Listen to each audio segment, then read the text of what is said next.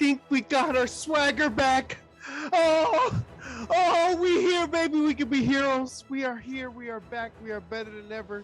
We are in a little break because Marvel they keep teasing us, Matt. They keep waking us wait for this new Marvel content when they promised us something new every week.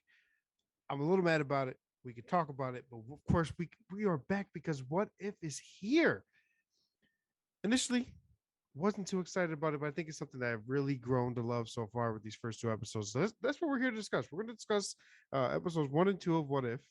We're going to discuss the Eternals trailer just came out, and we'll kind of just free ball and see where we go. You know what I mean, Matt? How you doing, little brother? Oh, I'm doing fantastic.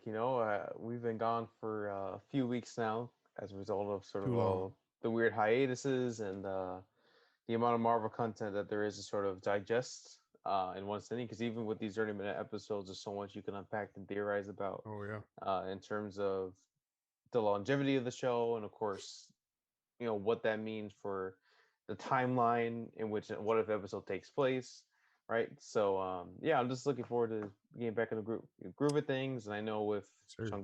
Shang-Chi coming out, more what if episodes, Hawkeye, No Way Home, obviously the rest of the year looks to be a nice way to um, you know uh, close out Marvel, and then We're we'll be going back out. We're going out with a 2022. big bang. It seems like, man. Again, Kevin Feige, whether it was like kind of a promise or not really a promise, he promised one new thing a week, and I haven't had that yet, Mr. Feige. So I got a little bone to pick with you, but that's all right because we do Star Wars, we do other things as well. Didn't have much to really do as far as Bad Batch. We felt like there wasn't enough to talk about, maybe on an episodic basis. But we're gonna get into that next week. We're gonna definitely do a review of the Bad Batch season one, give our thoughts and our takes on that, of course. But look, I'm ready to jump right into this thing. If you are, What If has Oh, started. absolutely. Yeah, yeah. So as far as timing, obviously in terms of the last episode, I think that was the Loki finale, correct? Yeah. Oh, geez, that was a while Yeah. back. So as far as Loki, we all, most who either watched the episode or watched Loki themselves know that Loki essentially created or started the multiverse or restarted the multiverse for what we know within Marvel, which is a great tie-in to What If and what If is about, right? So, um, I just find it interesting, and this is my personal take so far. Uh, so so far, I don't know if every episode is a separate world, right? And my assumption so far is yes, because you see things, and we'll talk about it when we talk about What If episode 2. You see things throughout that kind of tell you it isn't the Peggy Carter world of episode 1. Captain Carter for that matter. Yeah. So maybe they have an intent of doing something and creating a specific team that we all have grown to know throughout the comic book lore as well. So we'll get into that. And we'll kind of go piece by piece through the episodes. And I guess first of all, Matt, what was your overall on both episode 1? Or let's do this. Let's do episode 1. What was your first initial thoughts on that? After finishing the episode, did you enjoy it? I guess even did you want to rate it? Yeah. So I did not like the first episode of What If. I would say it's too premature for me to sort of. Well, I don't say it's premature for me to rate an episode, right? But I kind of want to wait until more the entire season unfolds, so that way I can sort of compare and contrast the quality of each individual episode. Right. I'll go more into details. So sort of my gripes with the episode. I like season 2. Well, we will be getting season 2 next year. Um, the second episode I thought was a massive improvement in terms of character and voice acting, because voice acting was a sort of a bit of an issue I had in the first episode because they couldn't cast some of the same. Well, they cast some of the same actors from the movie in which they're sort of putting a spin on. Right. Like Chris Evans couldn't return, and I understand why. Because he's like multi-million-dollar actor, and chances are they don't want to hire him, and pay him X amount of money to voice what is 12 to 15 lines of dialogue in the entire episode, right? Right. So that definitely gets to get used to. I'm not sure what your thoughts were. If you didn't necessarily mind another, I don't want to say the actor did bad. It's just sort of for consistency's sake. Um, you'd probably want them to remain the same as possible. in terms of how they sound. Um, it doesn't really. So I kind of spin it into the whole like multiversal thing, right? So maybe it's just another version of Steve Rogers or something. I just kind of maybe just put that in my head. That wasn't the intent by them, obviously. Yeah, yeah, Um, I get that they're trying to stay within budget. That's always been a thing. You have to think like we're not even going to see Tony Stark, or I'm sorry, Robert Downey play Tony Stark in this either. oh no. They're done, right? They both effectively are done with the MCU as far as we know, unless we do get the Cap, you know, going back in time, Six Infinity Stone thing. I doubt we'll ever see uh Chris Evans again as Cap, or Yeah, maybe in the future we have other things we yeah, theorize with Captain Hydra, yeah. Galactus and Right. the obviously the Young Avengers versus the old Avengers and Yeah, all that could be coming. That's whole different conversation entirely. ballpark conversation we could talk about. But Yeah, um, for now, they're done, and it makes sense, I guess, not to really not have them involved or be involved. The characters don't need to be done. We know for a fact with the multiverse, uh, you know, Steve Rogers could technically be a different looking person. So if you look at even the DC and the CW verse, the multiverse is huge in that universe. Like they're not always just doppelgangers either, right? Like you can be Barry Allen on Earth 74 and not look like the Barry Allen on Earth 1. So yeah, no doubt in my mind. or sound like or whatever. So I mean, again, what wasn't the intent, I think, for Marvel. But I'm okay with it. Nothing that really bothers me. And of course, we'll go through the episodes and see what did or didn't bother me. But overall, rating, I'm okay with rating on a by episode basis. Sure. And for me, I would say episode one was. I think that the intent was it to be a really good ease in, right? Like it felt they didn't want to throw too much at us. It was a Yeah, very closed story compared to the story that we kind of saw already, but kind of obviously different things happened yeah, yeah. because of Peggy Carter's choice. Um, I gonna give it like a 2.5, 3, 3.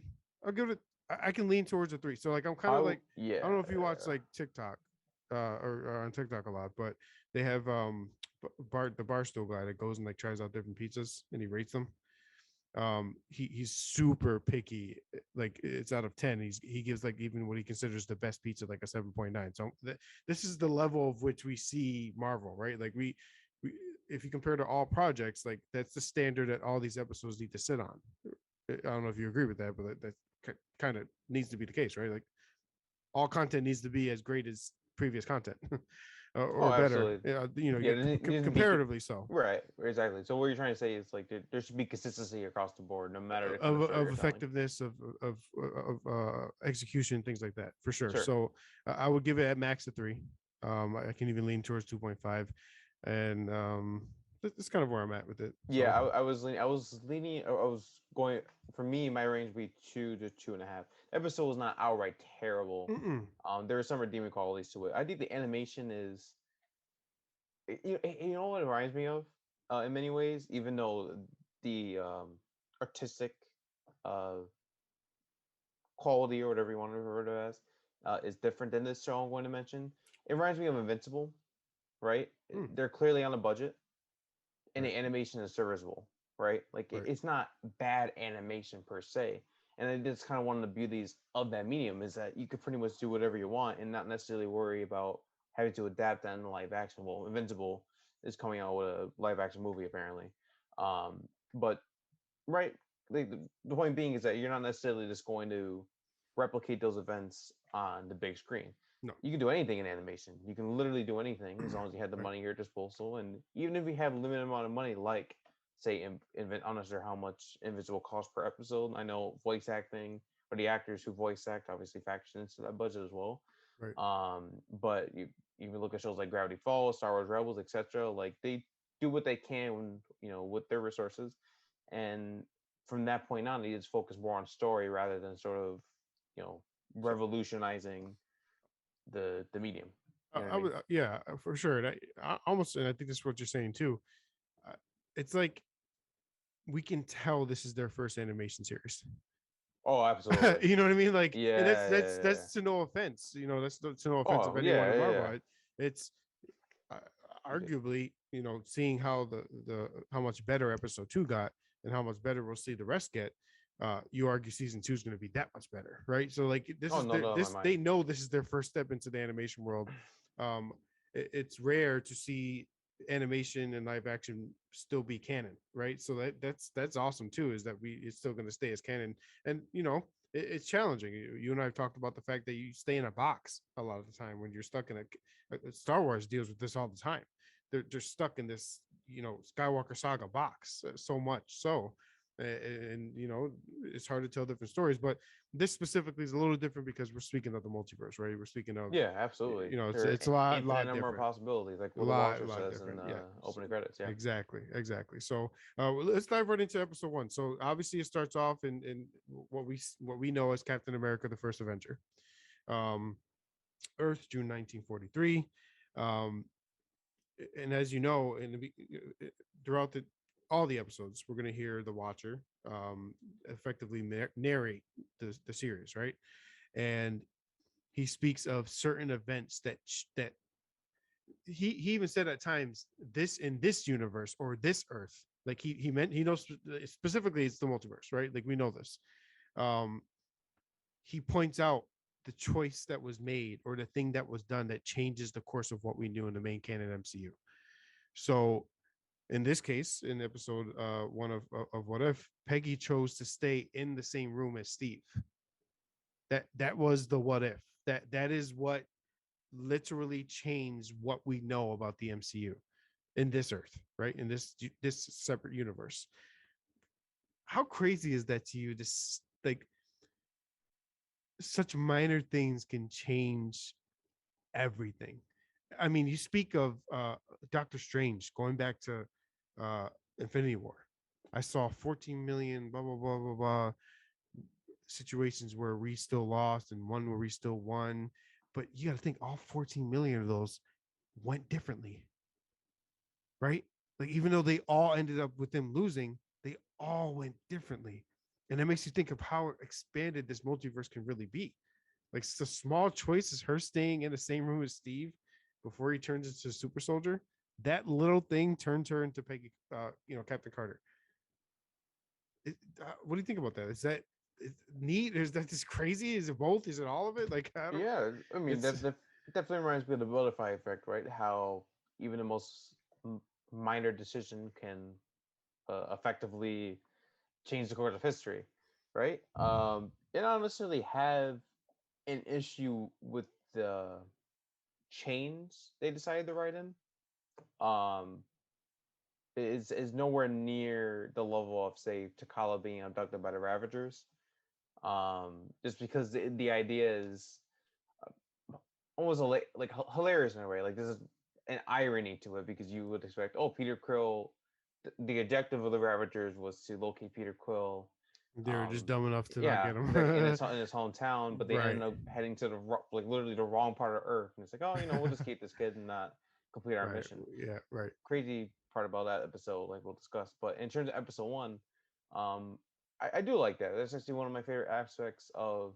I don't want to necessarily say the episode itself because I can't sort of give credit in that regard Right. because every episode is going to have that single decision, and even future ones that are releasing. I'm wondering, well, future ones I'm are obvious. Party Door, what if Door was just this pretty much the same king of Asgard we saw back in the original Door movie, etc. So yeah. I kind of like the direction they're taking, and I don't know, just sort of reminds me, it sort of put into perspective how, um, you know, you pretty much have the power to, you know, either change everything for the worse or for the better. Yeah. Maybe this case is better, depending on what It's just, it shows you every your little view of thing you change, and things. it makes me think even back to Endgame when they, although we kind of, I don't believe it. So like in Loki, they tried to say that the Avengers time traveling was meant to happen. Like, whether it was meant to happen or not, they changed some things with that happen. Like, Cap is 100% on a different universe.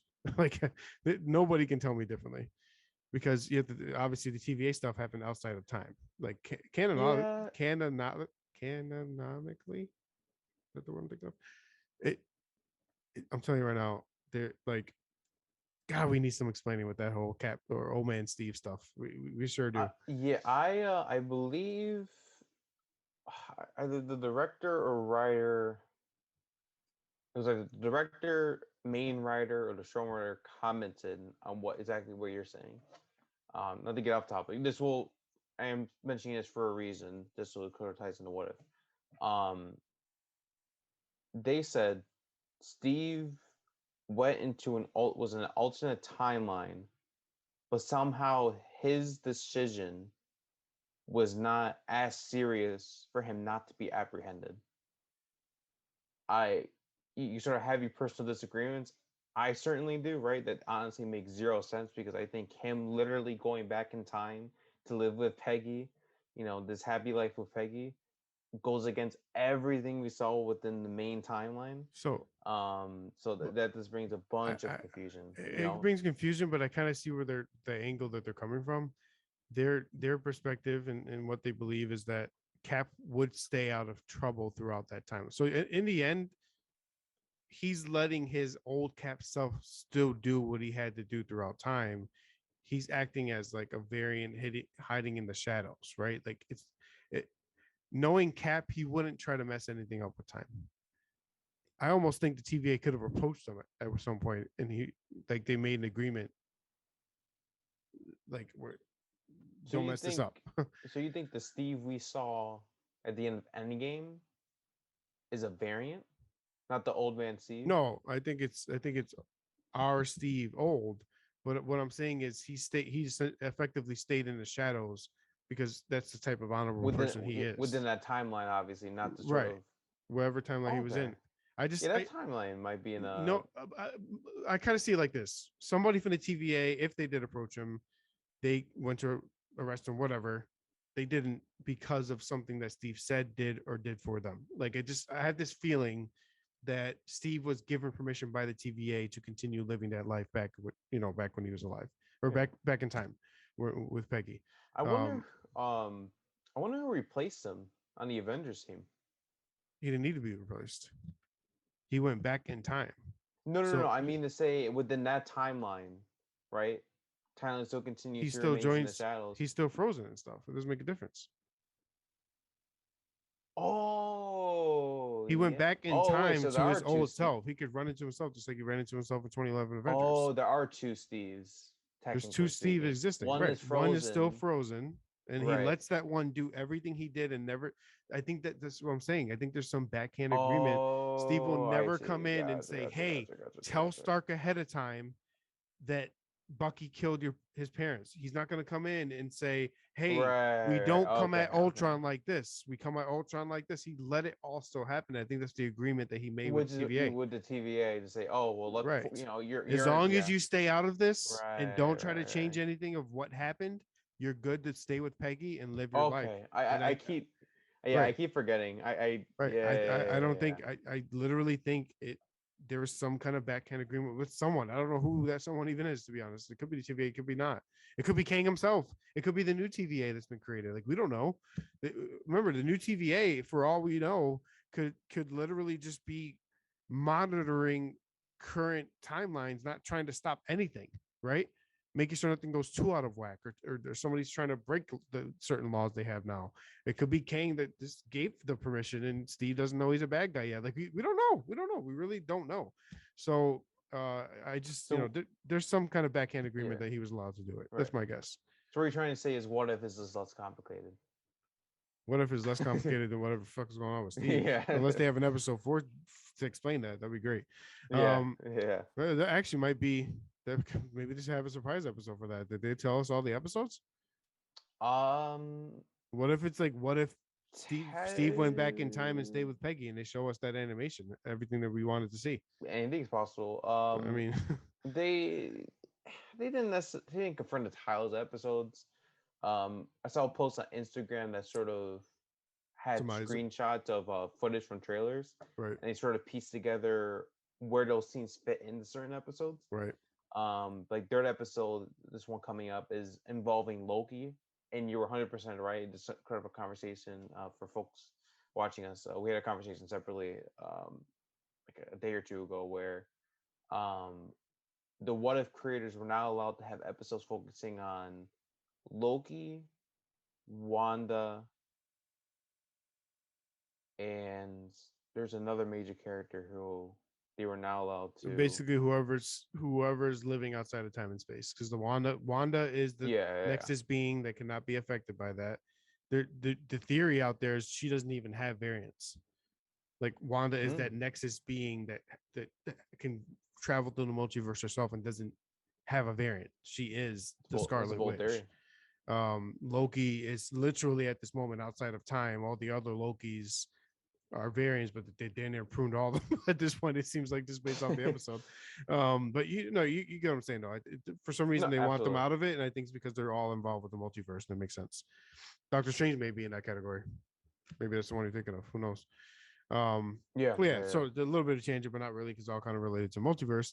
So going through the episode, Peggy chose the what if moment was Peggy choosing to stay in the same room as Steve instead of being going upstairs where she went to watch the transformation of him into to Cap. Um, Steve was shot, so the agent that killed the scientist and Cap First Avenger did not die. Steve was shot instead. I thought he was going to die right away, to be honest, but I forgot that he was supposed to be the Iron or the Hydra Stomper at the time when I was Yeah. watching it. Um, a little funny thing. It was funny when they were like, Stark, you go in and become Cap, and Stark was like, no, no, no, I'm the guy that pushes the buttons. That was really cool, and just a huge what if. Like, can you imagine if Howard Stark went in there? It'd be crazy. And Definitely then would we have and held then his we own on the get and Winter then we get Soldier. Captain Carter of it. So obviously, um, you know, we immediately get a super soldier. We they go really fast throughout the episode, right? So it's all of what happened in Cap First Avenger pretty quickly, which I think you and I are not too fond of, and why we gave it a bit of a low rating. Yes. Um, Yeah. so and let me ask you this: so we get episode two, and I don't want to keep switching back and forth, but we get episode two that isn't necessarily Guardians one or two or what would be three. It's kind of its own little story within the Guardians universe, besides the Power Stone section, right? Like if you think about it, it's almost nothing related to the Guardians one movies. Where so I like that better because it seemed like they just tried to fast track Cap one in episode one of What If, where episode two is kind of a separate solo story, right? I mean, that in my opinion, Okay. Honestly, I completely blanked out because you because you went to Guardians. I thought like, I missed a pivotal scene in the episode where. no, I mean, so Okay, yeah, technically you're talking Star about Lord episode two. in Okay, episode two, right? right. So you're No, comparing contrasting right. the The the fact that pacing that of that both episodes. literally Okay, episode okay, one is a fast episode, a fast movie of Cap One, where episode yeah, two of What If is its own story. Now with pieces of the Guardians one story, right, or the Guardians two, even with the when it comes to ego and things like that, which we got to talk about that post credit scene. Um, I I like the latter, right? Like I don't want just to move this, like pull Peggy here and put her in Cap spot. thank Like give Peggy her thank own you. genuine story. And I think this is what you were trying to tell me. And it wasn't clicking for me until I watched it. You said this. We talked about this in private. You said this before I watched episode two. We both watched episode two. I think it was the weekend before episode two Literally came out. before episode two came out. Yeah, yeah. Right before. You specifically said, and it wasn't clicking for me. Like at the time, without watching episode two, I didn't really like. I was like, I like it. It's fine. But now I see what you're saying. Episode one of What If was not a Peggy Carter story. It was a Captain America story with Peggy Carter inserted. That's not Yeah. fair to Peggy Carter. And as That's such, she not didn't fair. receive That's the not. proper character development. She honestly had the Yes, same. She honestly had the same it's the arc same. as First She, Avenger, I mean, other than literally, her being a instead of super being soldier. frozen, she just got teleported. That's really the only difference I see. And for me, I like. So I even wrote this here. I didn't like this, but they focused on the horrendous sexism, right? So we see a lot right away when she's a super soldier. You're not a soldier, and the colonel or whatever, lieutenant general, whatever the guy's name is, he basically has no respect for her whatsoever, right? And it's like another like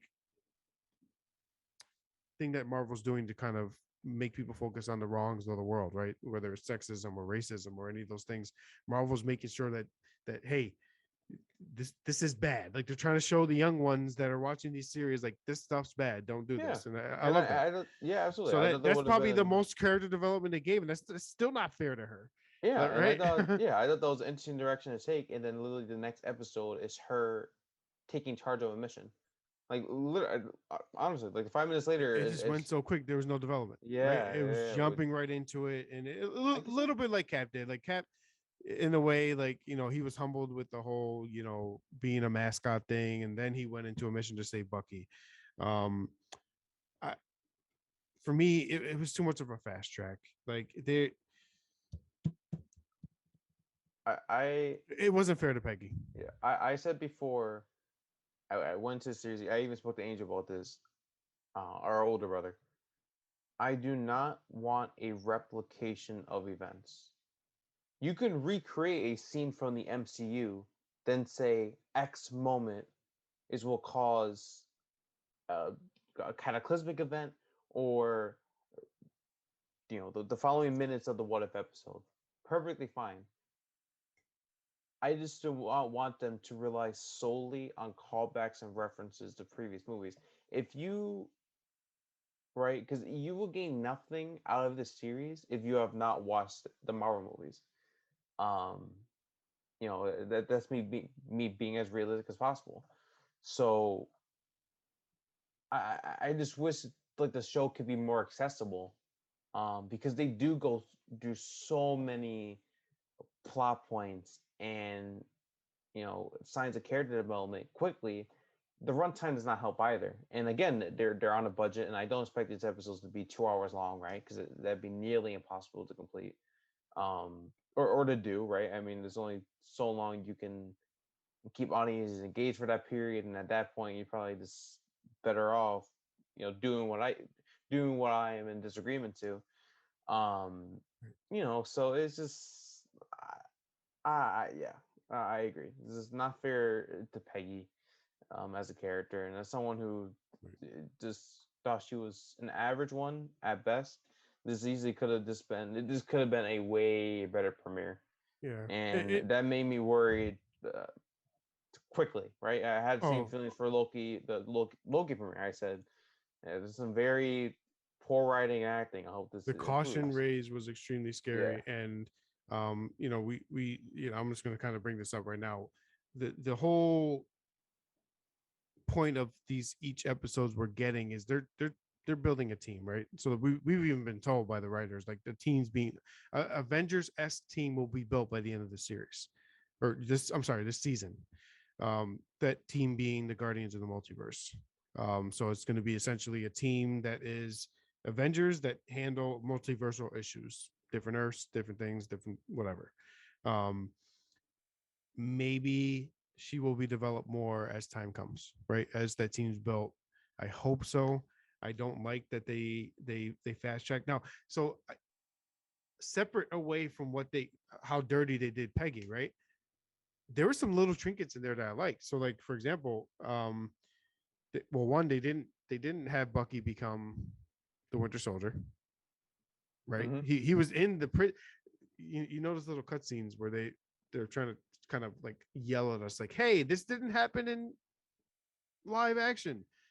Bucky being in the cell being one, right? Like when she pulls up, he's not attempted mind control is not being done on him. As was in the live action episode when Cap found him, he was all like jumbled up in the head. Remember, Bucky.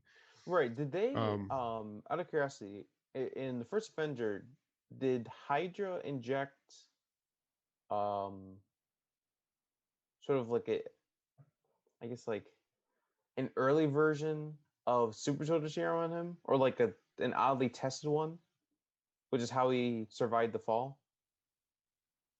Wait, say that one more time. So did Hydra conduct experiments on Bucky with like a super soldier serum, not the The one initial afforded to the the United States initial government? experiments, like when Cap found him at the army site, Yeah, yeah, was yeah. just mental like control. Oh, okay, okay, okay. There was no serum involved. The serum was involved after when he fell off and the arm fell off and everything. That's when they Okay, started to do serum stuff. gotcha, gotcha. Um, I didn't know but they none of that had was like even a done in this, so that's really cool. yeah. Like there's now no Winter Soldier. Like that's insane. Um, I found it really interesting that somehow Shield slash the initial group with Peggy were able to track the Tesseract down, and in the episode as well, I'm just gonna kind of go through things I noticed in the episode as well. Red Skull mentions Odin specifically. Now he doesn't say the gods; he mentions Odin in this episode. Obviously, Thor's dad. Um,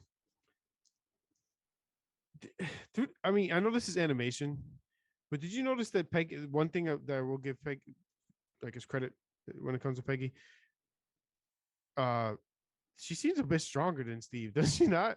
Like she was whooping some ass.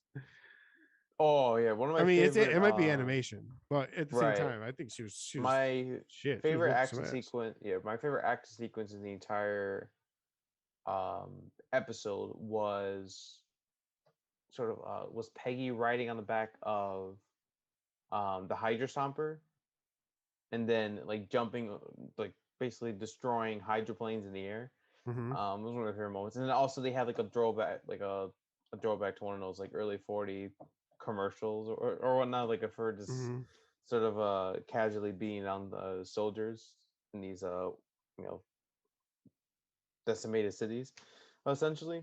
Um, yeah, yeah, definitely. I mean, her power level is very much Pretty, present. pretty you know, damn good, bro. um, black yeah. I mean, so that's an understatement for what I, we saw I, I, in the episode. I found this part really interesting. And I don't know how necessarily Peggy's choice to stay down there really made this happen, but Stark suddenly has an Iron Man suit, essentially, Hydra Stomper that Steve uses. Where what like what if caused that? Like I don't like how does he suddenly just have the ability to make an Iron Man suit?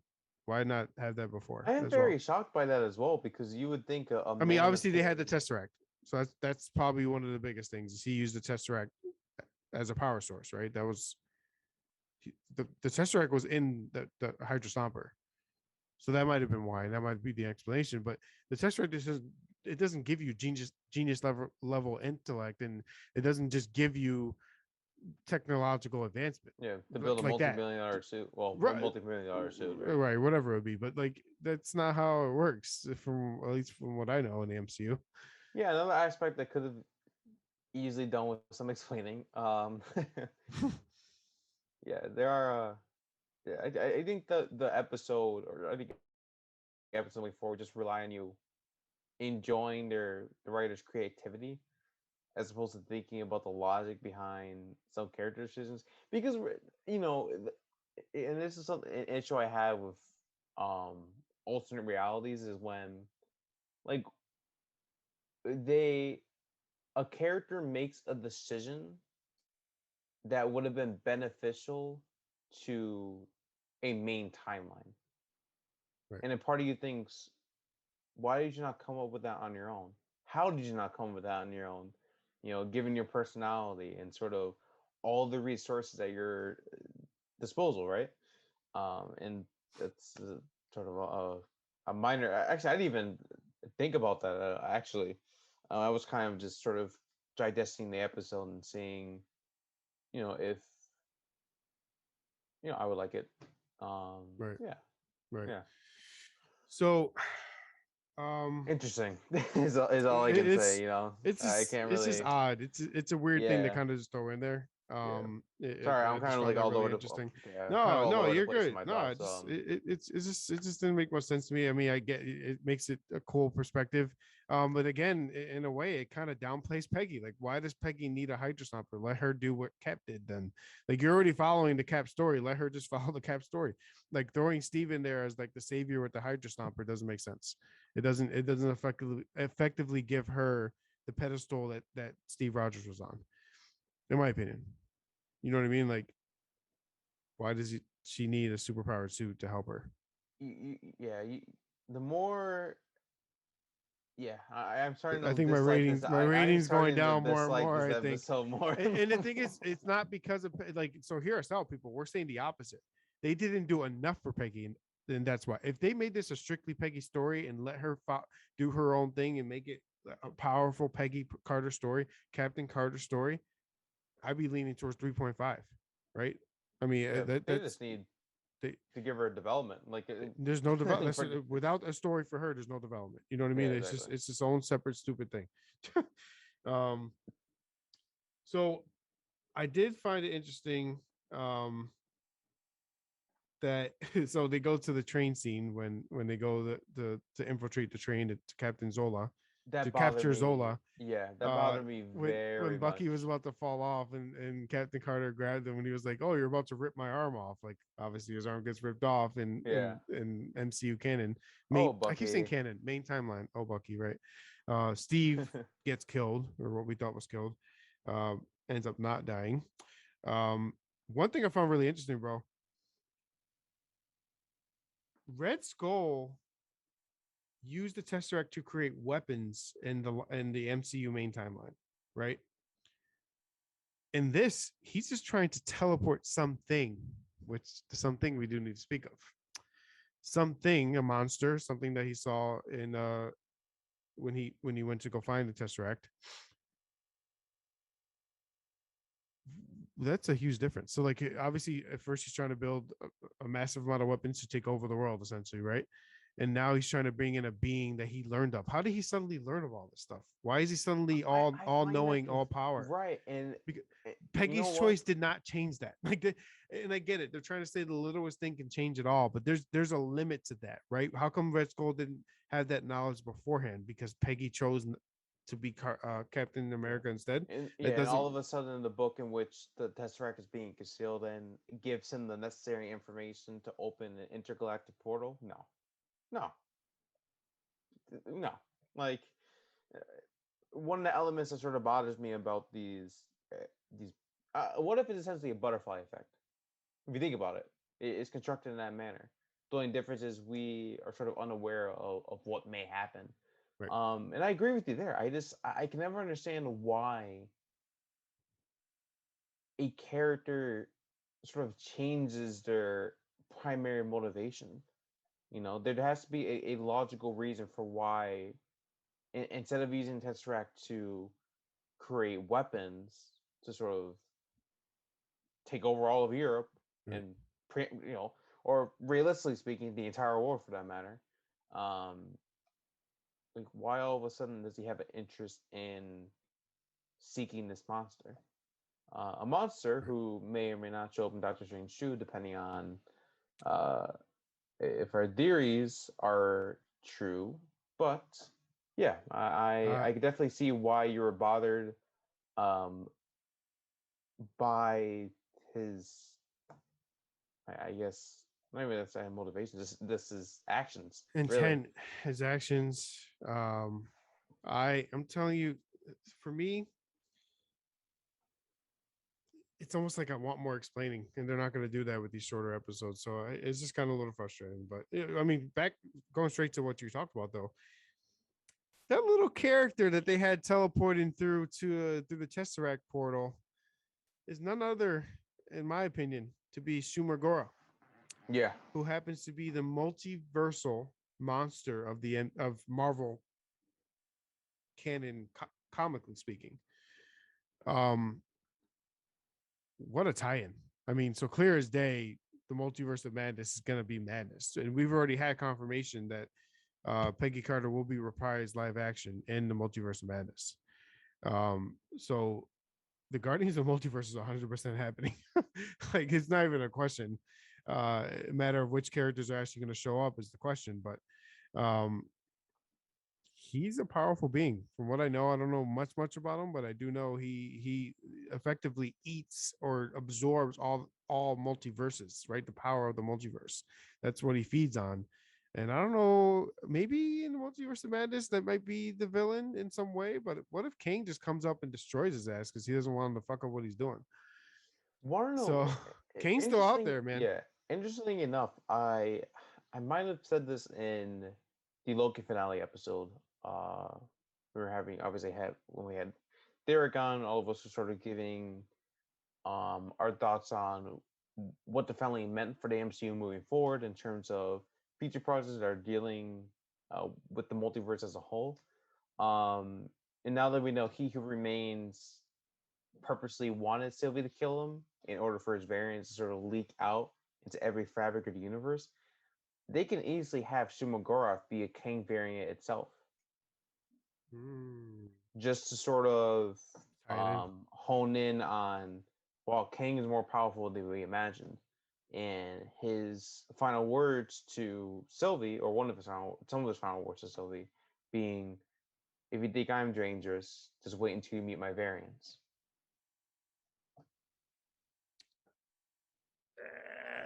That makes sense. You I know, and so just what I said earlier, as far as variants, like the variants don't have to be like versions of Jonathan Majors, right?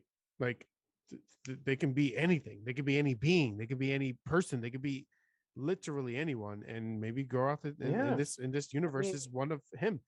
just look back at the streams of time that were, you know, basically emerging out of the. Millions, millions. Well, what is the main timeline term called again?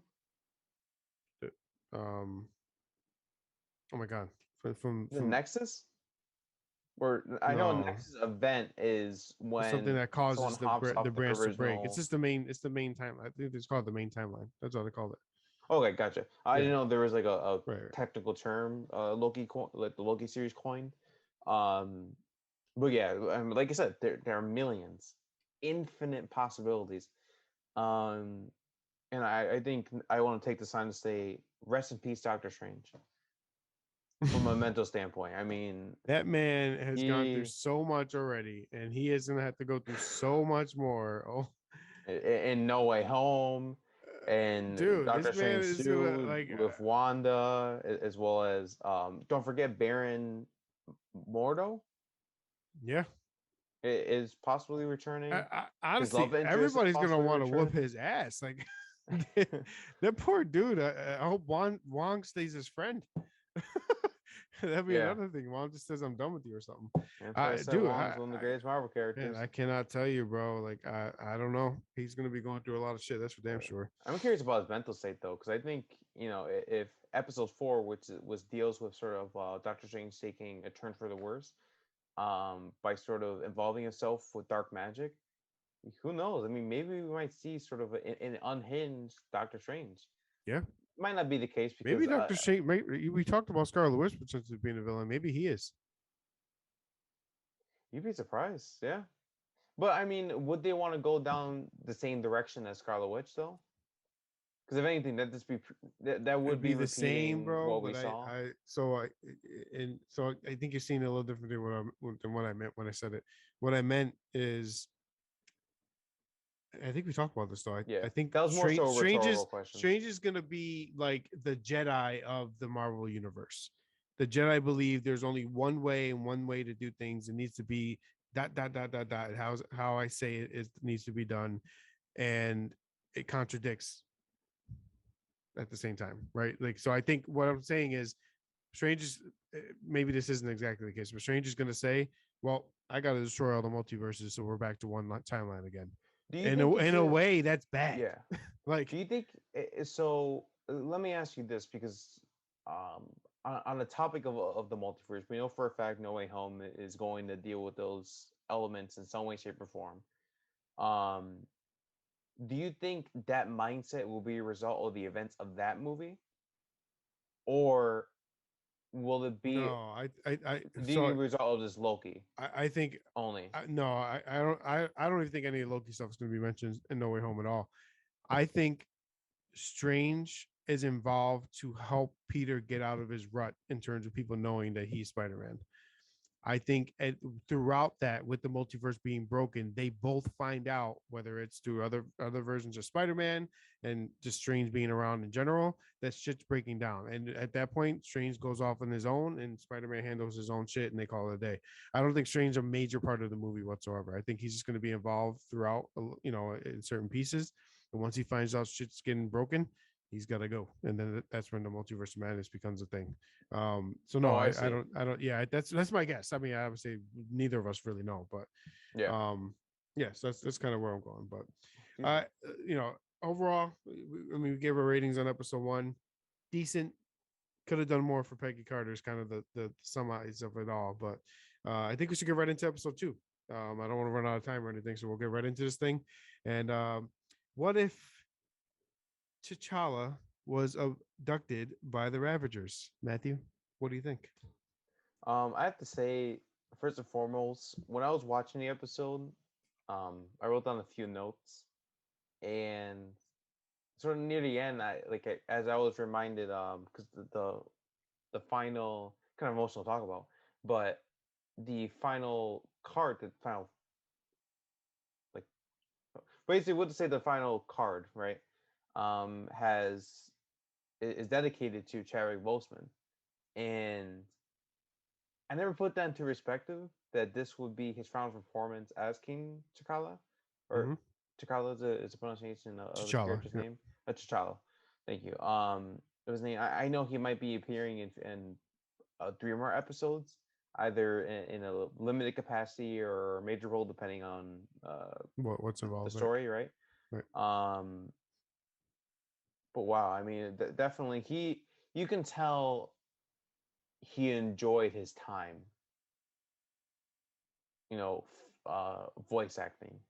Yeah. And that was my favorite part of the episode, is just sort of hearing him flourish and being able to play an alternate version of a character he thought he already knew, that we thought we already knew, because no one could have imagined seeing him in the position of Star-Lord, right? We imagine him to be someone of royalty, right? He's the king of Wakanda. He seeks to help his people, and he does the exact same as discussed in the episode. But yeah, I think Boseman, without a doubt, should definitely be proud of his work. And yeah, that was such Yeah. a. Uh, I will say, what if would be a nice way to sort of close out the chapter of a character he plays for you all the way know, back to it Civil gets War. me. I was reading an article from MCU Direct, and I think it was one of the writers, maybe director, and he was the first actor in MCU to volunteer to play his part in What If. Yeah, And a lot of people, and they think he did so because he knew he didn't have much longer left. And Chadwick, one of the best actors we've ever seen.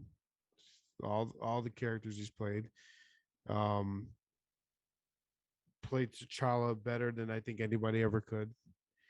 And kudos to him for doing this for us, because we don't deserve it. Like who are we to say we deserve someone sacrificing the last days of their life to give us content that we just like to watch and enjoy and give us, you know, something to talk about, like right here, right? Like yeah. he I he mean, he gave he gave his all for for random people dying of cancer.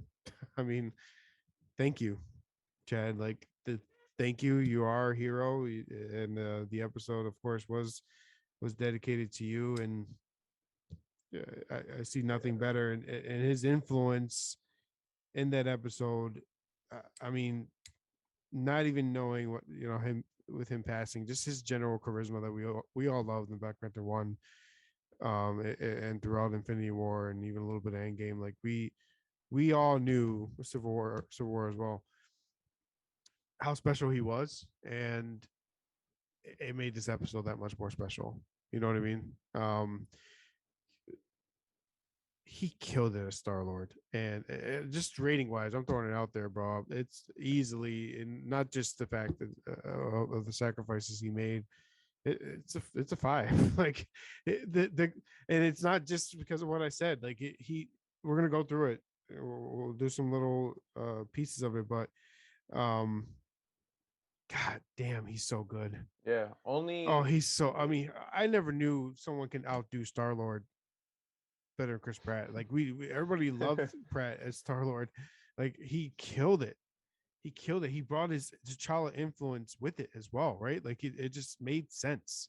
yeah, T'Challa was a better Star Lord than Peter Quill was. For And just in terms of what he accomplished. yes, Um, and if I were to rate the episode, I would say either probably 3.5, only because I setting aside Trevor Bolster's last performance, I do have to look at this um as subjectively as possible. no, I agree. Okay, In terms of what they did, and there are right. a few elements that did bother me. Part of me does wish, right, that they could have fleshed out the idea of him being a savior across multiple planets, because he essentially, I could have misinterpreted the conversations he had with Yondu as well as the fellow Ravagers, but he seemingly freed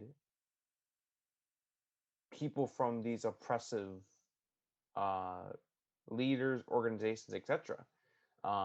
He went as far as to provide them with the necessary resources to prosper and to survive for as long as possible. And as much as I just wish that was not sort of you know set in stone in a conversation. I wish perhaps there was just similar to what they did in the first episode, where Captain Carter is seen in the montage, a throwback to the first Avenger, where we see her just taking out a bunch of Hydra soldiers, infiltrating these buildings, etc. They probably could have done the same, where we see him just traveling from planet to planet. Maybe you have one. Maybe even have Xandar. Have the had the have, be the well, excuse me. Let that be a play on the situation happened to Xandar, where like Gamora is seen hunting the Yeah, orb but then we're falling and back everything. into the Captain Carter thing. Exactly. I like that So they didn't that'd for be sure. right. I mean, that'd be worst case scenario, right? Right, I right. wouldn't. I That'd be just the only exception. they need to. We'll Yeah. have it be like an opposite, like where he's just not Right. delivering the orb, Right. Right. but instead he's still keeping it for his own use, and everything. So yeah, Yeah. I mean, so for let's kind of go through the episode, but the what if in this sense was what if the Ravagers took T'Challa, right? Instead of Peter Quill. They do. He becomes the new Star Lord. We get right into Morag, and they immediately know, like Peter Quill in Guardians of the Galaxy says, "Well, I'm Star Lord." They're like, "Who?" But this guy says, "Oh my God, it's Star Lord!" They know him right away. He's the savior of the world. He uh apparently, I'm kind of fast tracking through the episode here, but he stopped Thanos by just literally convincing him, like you said, to reallocate resources rather than just commit yeah, genocide. I yeah. love the So joke when Thanos was like, it was effective. It was something that was going to save resources, and I think the snap was the right decision, and somebody says, pretty sure it's still genocide, big guy. Like, the little jokes and comments they had throughout did yeah, have a very Guardians of the Galaxy like vibe. Like I like that they had that as well. Still the same jokes and things that play on things, and I think that was the intent. So even though it was Thanos and it kind of demeans what Thanos did throughout the MCU main timeline, this is a separate timeline, so it doesn't really matter in that sense. And two, it is technically a Guardians episode. Like Guardians are meant to be more play on, more fun, more funny, have stupid things, have little things and trinkets that you're like, holy shit, you know what I mean? So that's the purpose. That's literally the purpose. I will say, as well, the joke did make me chuckle a bit. The explanation they gave was extremely lazy. I mean, a character as motivated and uh, ultimately as psychotic as Thanos, how T'Challa managed to convince him not to commit But it his goes back to Guardian. I see what you're saying. It universal goes back to Guardians though, genocide. bro. Like they had a dance off to save the You know, planet. I Like could forgive that only because Ronan no, was but just it's not. No, you can't say you forgive that. That's how it is though. Like that's the guard. That's how Guardians is. So like that stupid explanation is Guardians esque. Like that would literally be something that happens in live action Guardians. that's like fair enough.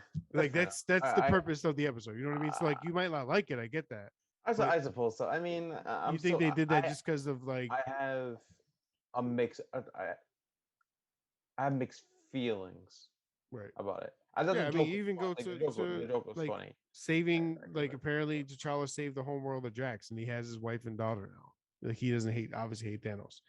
Um, Drax is a bartender. Nebula is normal. Obviously, Thanos didn't torture her for years and years and years to make her into the robotic person she was, or more robotic than she was. Um, apparently Wakanda was destroyed, and that was, quote unquote. I guess Yondu lied about that, just like he lied about Quill with his father. Um, I I obviously to keep T'Challa under his wing, right? Like he just wanted to protect him in a sense, and didn't want him to leave, and wanted him to still be a Ravager. But in this sense, Yondu technically saved the entire universe because if not for doing that, T'Challa doesn't stop Thanos. So in a way, it's kind of weird how that all puts together too. Yeah. Very, very Guardians esque. Very Guardians esque. Um, I did like that they found another instead of the Power Stone being the only focus. They specifically had the Embers of Genesis, which obviously helped create life throughout multiple Earths or any planet that was dead. I honestly thought they were going to go back to Thanos's planet and put the Embers there. For some reason, I had this feeling that they were going to do that because obviously in this timeline, Thanos's planet was still destroyed due to resources. Because obviously he mentioned that he was still looking to do that, save resources. There's mass starvation and Right. power struggles within Right. the planet that causes it to fail. Another joke is made. Don't tell Captain Genocide over here. I love that. They keep calling him Captain Genocide, the Thanos. Um, Weird how Thanos is like collector s now, and now the collector is Thanos esque in this timeline, right? That was a Like, very interesting direction to take the collector. right, I see part of it's the just most ruthless kingpin. there are many interesting elements to this episode. I just wish, like, part of me, does wish they could have explored that deeper. Because I Right. would have loved to see sort of the collector. I mean, in the final action sequence with Yandu, T'Challa, and the collector. I mean, we did you see sort of the weapons he had in his He killed little cabinet there? Hela. He killed Cap. He killed uh Yeah, I think Thor, Thor, Rocket Raccoon's gun was in there. His giant gun he always Korg. carries. If you see, because he removed Korg's his fist. Like he was kind of worse than Thanos. Like in a way, I mean, as far as ruthless wise, I mean, he killed damn near everybody from what we could tell. So in this universe, maybe T'Challa didn't do as well as he should have, right? Yeah. Oh, you can't Um, go wrong with Howard the Duck. Love to see him cameo again. I I believe love Seth him Green popping voiced him up. as well. When you're out of luck, go duck. Yeah. I love that. I Um, love that. what was I going to say? Um, it is sort of a complaint I do have with both. This is across both episodes. I wish they did not reveal the name of the actors appearing in the episode, because if you see Josh Brolin, oh, Thanos is here. Um, I think they should just have it to where they show the name of the main actor, if that makes sense. So in this case, it'd be Chadwick Boseman. In Right. last week's episode, it would be Haley Atwell. I think moving forward, they should do that only because Thanos was a surprise appearance, right?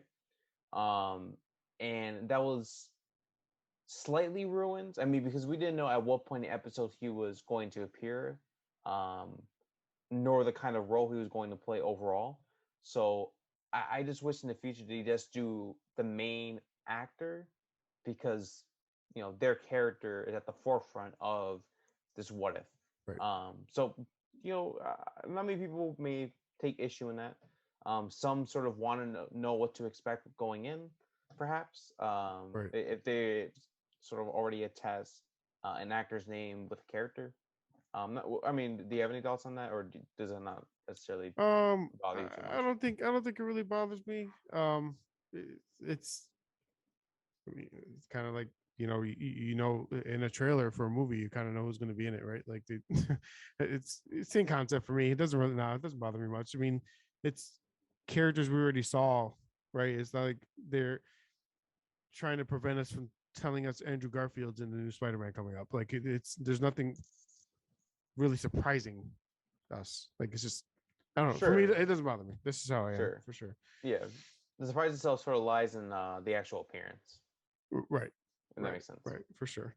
Um, so I, as far as that, I mean, the kind of last thing I had here, uh, well, one was the Chadwick Boseman, rest in peace. You know, thank you for everything, seriously. Yeah. And then Peter Quill is still. They go to a cutscene at the end of it, and Quill's about to be recruited by good old dad Ego. And the Watcher even says at the end of it, um, it looks like some universes are about to be destroyed or something like that. He says, he goes, but that's for another time. So this is another what if Ego actually Yeah, got Quill to be and him. that confirmed another something we discussed off camera. That does confirm your suspicions. There are multiple what ifs within these episodes, Yes. potentially. Yes. I think what if that's like every single branch we see in each episode can have a million branches off of that. Like that's how it's a madness, right? We're literally going to see so many different multiverses based on what Strange sees, and maybe even through all the way to Quantum Mania with Ant-Man and the Wasp, and like it's going to get insane. So I'm taking each episode and each movie piece by piece because I can't even. I'm as a fan watching this and knowing what's coming, I'm getting a headache just thinking about it. Can you imagine what Stephen Strange is going through in the movie? Like that man is going through it. He's going through it. Um, but You need some it's milk. he needs some milk. That's for damn sure. But no, it's definitely exciting to see what these episodes are about. I'm ready for number 3 to be coming up, um, and we'll see where it goes. As far as the multiverse, I think they have plans, and that's whether that's Fantastic Four, whether that's X-Men at some point. There is a tactical plan that they're going with. Within the madness, there's going to be a great result, and I'm really excited to see what that is and who that's going to involve for sure. So This would be their tagline. yeah, hashtag. Within madness, yeah, within madness comes great results. Maybe I can make that title someday. But we'll see. We'll see. But one last thing I want to get into. I know we got a few minutes here left. The Eternals trailer. The final is that the final trailer? Yeah, It is the final final trailer. trailer. The final Eternals Surprisingly, trailer. I think you only did 2. The final Eternals trailer has been released, and I just wanted to get your quick thoughts on it. I'll let you kind of take the lead with it. I'll jump in with my thoughts as well. yeah, absolutely. Eternals will be the best Marvel movie, period, from a cinematography standpoint, from a storytelling standpoint, and from an acting standpoint. That's all I have to say. End. No, so And yeah, I'm gonna no, I'm gonna double down that I'm honestly, in the trailer we were explained that Thanos himself is not a deviant, which many people thought he would be. But honestly, I said this a while back. I never called him deviant. I said Thanos was a Titan. a, I knew he was a Titan. So they're all Titans, right? So all of them are Titans. His father, Alairs, was an Eternal. I think Thanos had some kind of maybe deviant gene within him or eternal gene that deformed him in some way, but we'll see. I mean, we're going to see a young Thanos, I think, in Eternals for sure. I mean, I'd be shocked if we don't see the layers As do I. I mean, there were and rumors of Thanos. Josh Brolin returning just to reprise the role of Thanos. But I don't think he'll be. Yeah, it'll be a young He'll Thanos be for a sure. minor cameo. I think it'll be a minor in age. Like I think we're going to see a literal kid Thanos. Like no joke. I legit think we're going to see a child. Honestly, if it's even Brolin at all, to be honest. They just do somebody else, a little mini purple being. Who knows? Absolutely. I mean, what else can we sort of decipher from the trailer? We saw 2 Celestials. Yep. And for those who are unaware, they are these godlike beings who specifically tasked the Eternals with only interfering with human affairs, right? Because they are sent to Earth to protect humans, Right. only if deviants are involved. Right. So And the in main every deviant case we see in the MCU, villain is in Eternals, this. yeah, exactly. In every case we see in the MCU, Eternals were not meant to um, Interfere. exactly. Yeah, they weren't. So I Now, mean, I am curious as to sort of what punishment would result if they were to sort of disobey their supreme leader. But yeah, I'm curious to see. I don't think it's just them just standing there and letting it happen. We, you know what's crazy? I would not be shocked, and this is a theory that the first 20 minutes of Eternals ish, give or take some, is each Eternal watching an event within the MCU in the background. yeah. I think the first 20 minutes will be slow pace, just to establish, yeah, just No, to I just establish I just think at some each point they're gonna individual. show literally they're gonna show like one of the Eternals watching the Civil War event happen. One of the Eternals watching the Endgame battle happen. One of the Eternals watching Ultron attack. Like Mhm. like from afar, watching, wanting to get involved, but stopping themselves knowing that they can't, right?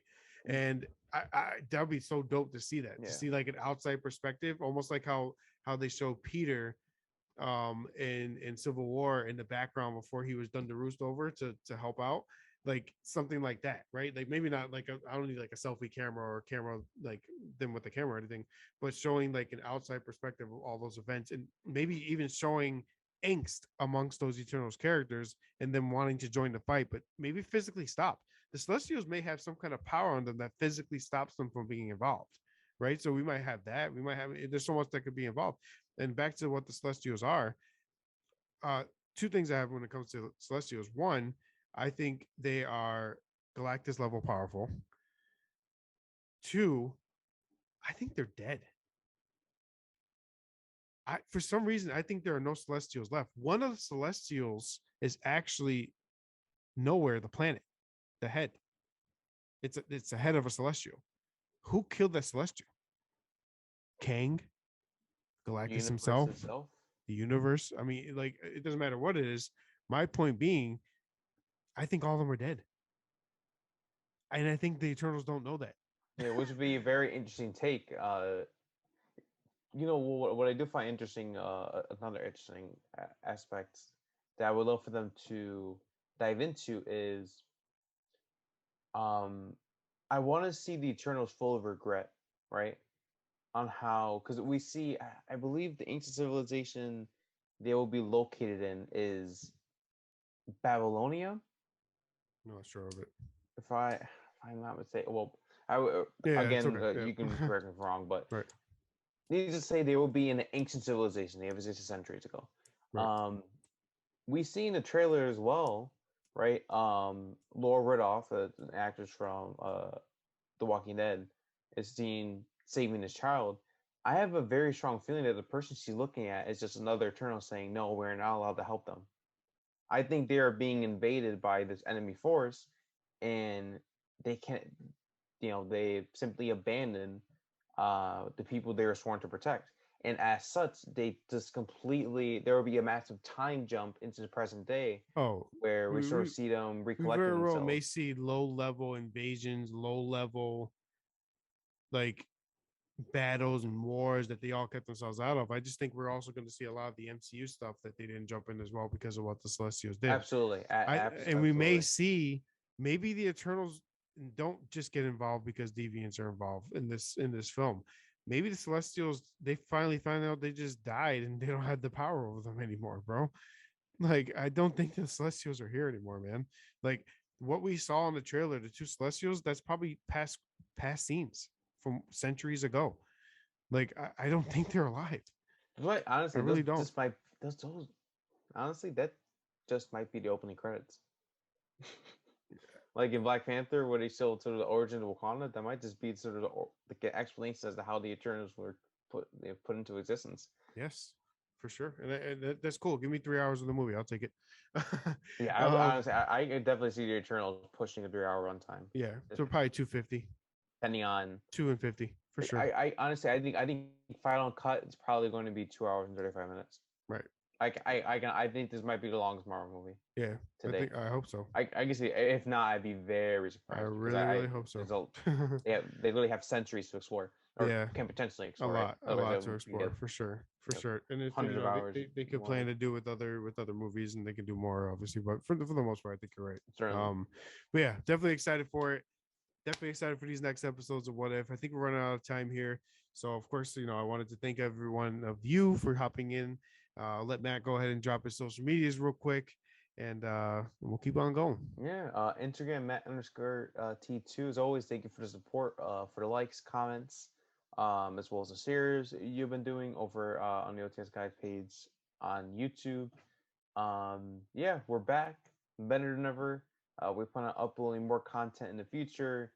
The only downside of which is, because now some of the Marvel content is being spaced out. Unfortunately, it's not going to be a week to week basis as much anymore. I mean, I think October does not have anything substantial other than maybe an episode or two of What If, possibly. No, no, Right. I honestly I think What If probably concludes before then.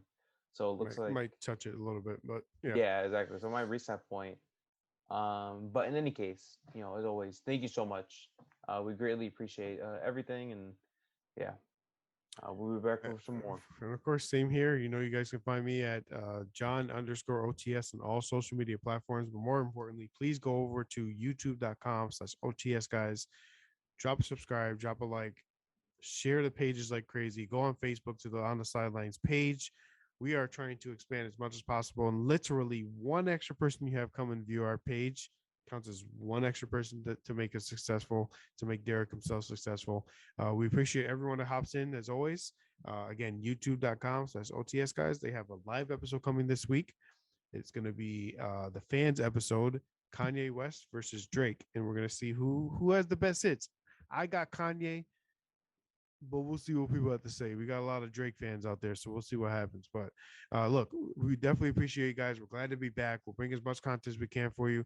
Next up will be What If episode number 3. And I think we're going to get into the Bad Batch review as well. We're going to do a whole season review of that and talk about maybe some future projects of Star Wars that we're excited for. So stay tuned, stay ready, and we are here for you, baby. We are back. The swagger's back. We love you. Peace. Peace.